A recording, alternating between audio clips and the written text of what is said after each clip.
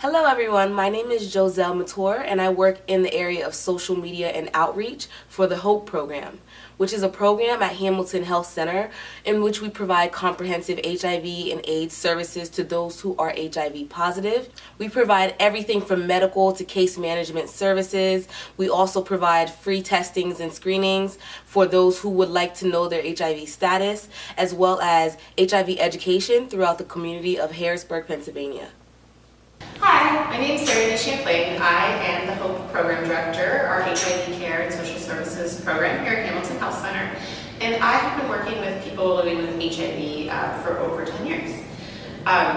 Even since I've been working in the field, I've noticed a huge advancement in the medical technology and care that we can provide for people living with HIV. Unfortunately, what hasn't changed so much is people's attitudes and the stigma surrounding HIV. A lot of people in the general community don't know much about HIV, and they really don't understand it. And that stigma can really hurt people living with HIV.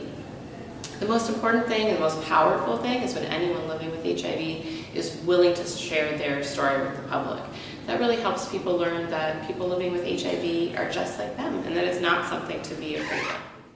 For a person to open up and allow themselves to be vulnerable in order to share their truth oftentimes takes a lot of courage. We live in a world today where many people share their joys, their achievements, and their successes, but not as many people are comfortable opening up and sharing their struggles. So as you watch this film and listen to the true experiences that are shared, I hope it gives you a deeper insight to how HIV can affect a person's life and how important it is for an HIV positive person to stay on top of their medication and take care of their health. But I also hope that it gives you the proper perspective that in fact HIV is no longer a death sentence. And even though a person is infected with this virus, it does not stifle them from living a happy, healthy, and purposeful life.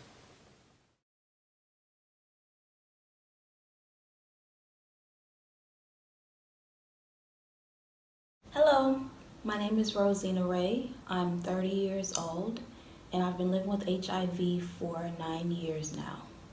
When I was first diagnosed August 25th, 2009, it was something that did come as a shock, and it really was hard for me to accept it because I really didn't feel that this is something that could have happened to me. For one, I was in a relationship with someone, so it just kind of took the trust out of me. You know, how can someone I was in a relationship with be so dishonest with me for me to now be living with HIV? It came as a total shock, and that alone was something that was hard for me to get past. I was diagnosed with HIV August 28, 2012. I was confused extremely, to say the least. I had been getting tested every 6 months. I had been tested a few months before, and I wasn't due for a couple months. I had only went as support for a friend who was nervous, and I ended up getting diagnosed that day. When I was first diagnosed by Dr. Williams, it was 2009.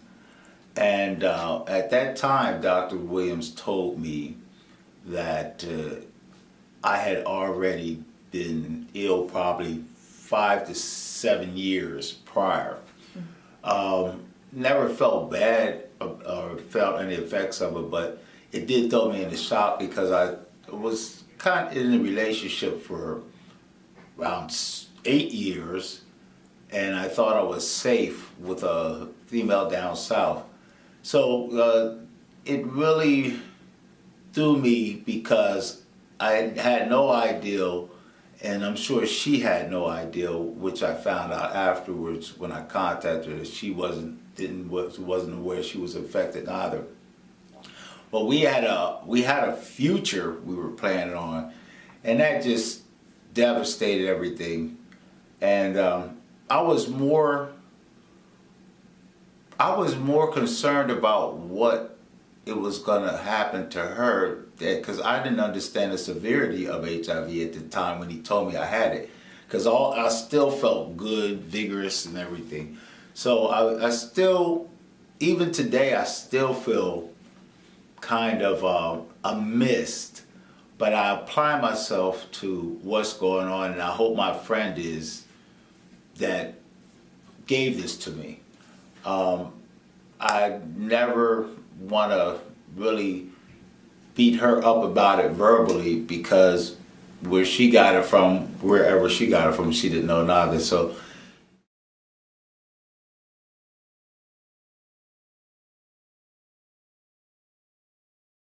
some struggles I've dealt with as far as my condition goes is when it comes to dating, when it comes to relationships, it's very hard for me to find someone who is willing to deal with the fact that I am HIV positive, and along with me being HIV positive, I'm an advocate, so I'm always speaking on it. A lot of people aren't willing to accept that, and that by far has to be the main struggle I've dealt with. Now, I might get people who just don't know much about the virus, and they'll treat me as such, thinking that if they shake my hand, they could, be diagnosed with the virus as well. But I've been able to get past that over the years and know that not everyone is educated on HIV as I would like them to be. That's why I am trying my best to, be a voice that many people choose to listen to. My diagnosis allowed me to learn how untrustworthy people can be. I was looking for someone to talk to, and they were looking for a juicy conversation. I learned to really look at who you trust. If you're not interested in coming out to everyone, people often will cause a lot of damage when they do not know any better. I struggle with disclosure for this reason. I don't talk much about my HIV diagnosis. Really, living my life with HIV isn't hard at all. I'm epileptic, and if I had to choose, seizures are much more difficult to deal with. The issue with HIV lies in the social stigma, especially in the gay community. Still, I don't really know how to deal totally with having HIV, except for taking my meds and telling others that I get involved with that I have it, and then after I tell them, we don't get involved anyway. So it's a separation that I found. It separates me from a natural life. That's my main issue I have with HIV. I don't have a natural, normal life that I can just relate and have love and kiss and all that. And that's the misery of it. That's the misery of the disease for me, still today.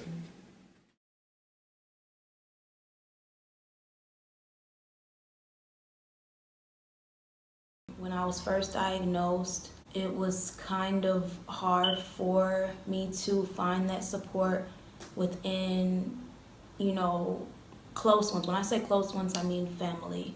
It was hard for me to find that support within my family because it came as a shock to them as well. And along with it coming as a shock to them, it was just something that they really didn't feel I should be open about.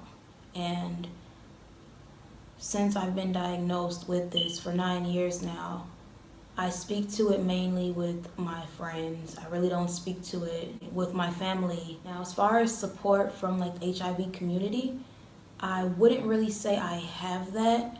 I've tried to create that within myself. I've had people come to me as far as their HIV status goes. So with me putting my status out there, that has allowed me to gain people who are HIV positive, even those who are HIV negative, and they're willing to support this movement that I'm trying to start. And it just really makes me proud knowing that people will respect you. It doesn't matter who they are, where they're from. Not everyone's going to view you in that way, but when you do find that, that's something that you truly cherish and you sincerely hold on to it. As of right now, my therapist is my support. She just gets me, and it's a real blessing. As far as support team, support system, support family, support friends, I noticed that the only friend that I really have is those that aren't afraid of me to touch me. But, I have family members that don't want to touch me or me eat off their plates and so forth. But I have a mom and a baby sister that has helped me because they still don't understand that why I got HIV. You know, they question me why, and I could just say, hey, whoever got it, and I never told them who it was. They didn't know they were giving it to me, so it's just something I have to deal with. So I created my own support team by letting my family be knowledgeable. So that's how I actually built support, by just standing back and seeing what the people that are around me, what their fear is of it, and not overstepping that bounds, not saying, hey, it's okay, you don't have to worry about that. Because now I'm kind of threatening their square. And I realize, even though this is something that's inside of me, that they cannot get it, because we're not, by mistake, just by a drop of saliva or anything, which they feel they can. I decided that I would just enhance their awareness and still do as they ask, because by doing that, that's how I get my support from them, instead of trying to mold them into what I want them to believe what HIV can do and can't do. They seen the stories on TV and they heard the things years ago before I even knew about I was sick. So therefore the scare is already in them. And I just have to continue being my own inner support team to allow people to be on guard with me, and that's how I get their support, no matter how twisted that seems. But I don't scare them away by pushing up against them or by saying you don't need to do this or do that. And one more thing is, I found out that I need mental support from outsiders, such as the Hope team that I come to Hamilton Health for, because they help me understand more to take this information and be more relaxed instead of hating the one that I got it from or disliking myself for having it and not taking the medication, but I decide to care. And by caring, it seems like it's not declining others' discomforts with me. So that builds a support within itself.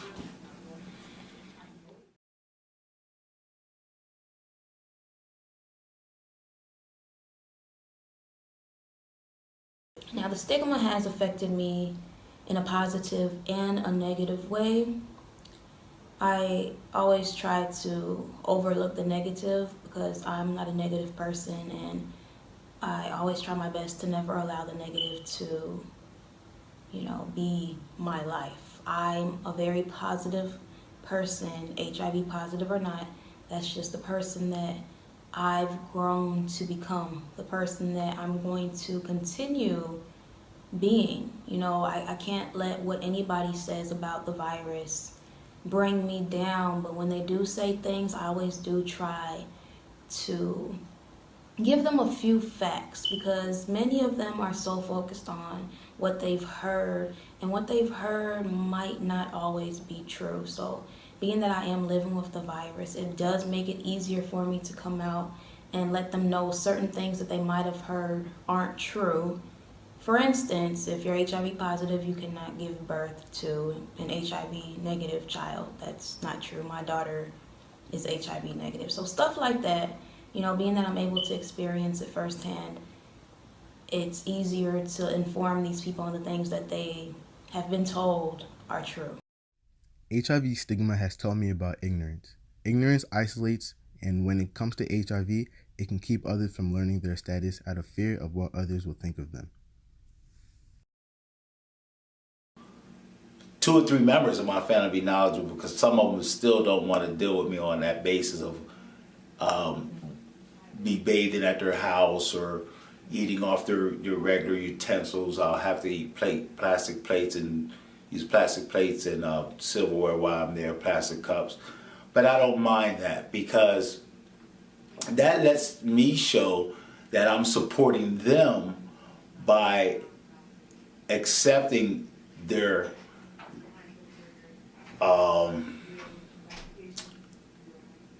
fear. And if I don't respect their fear, I can't get their trust. So therefore, and then that's a twist in the way I say it, but their fear, I have to comfort them by still doing what they ask me to do at their home, holidays and so forth, to keep them comfortable.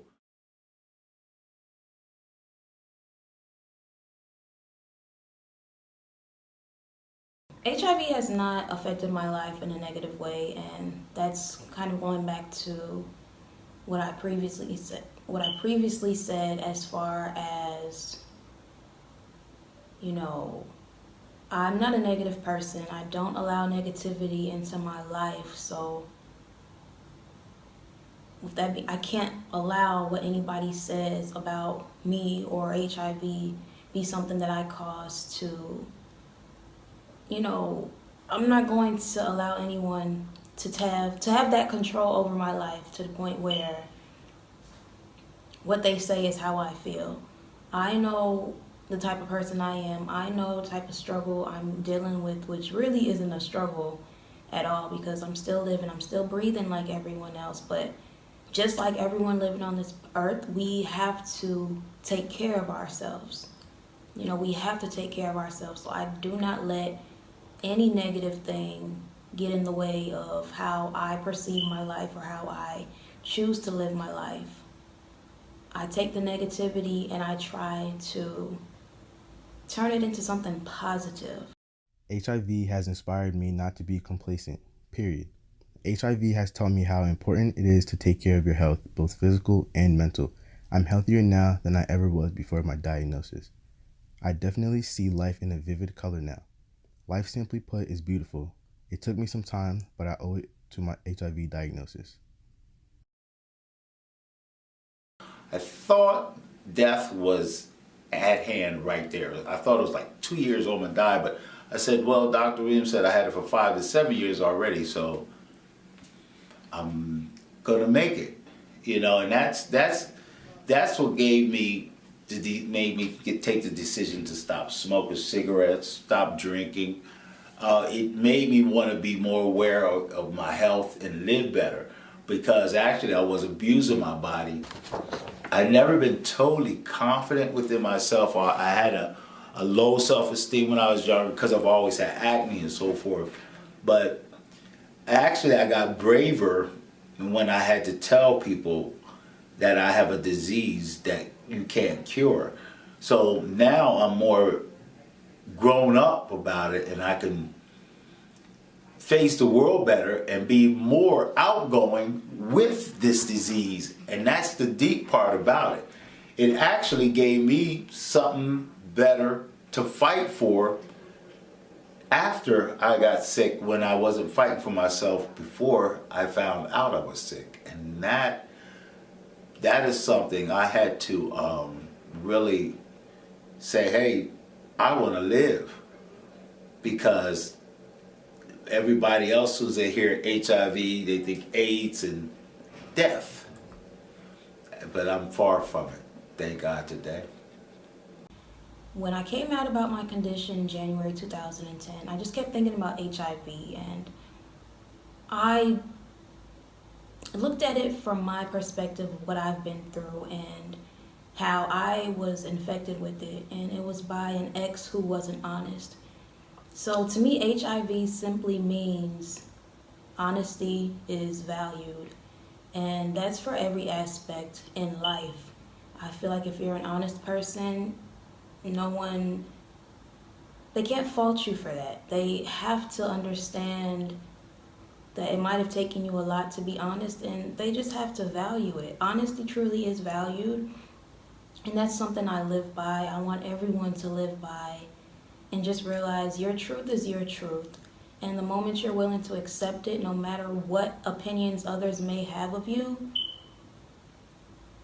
you're on the road to a great life.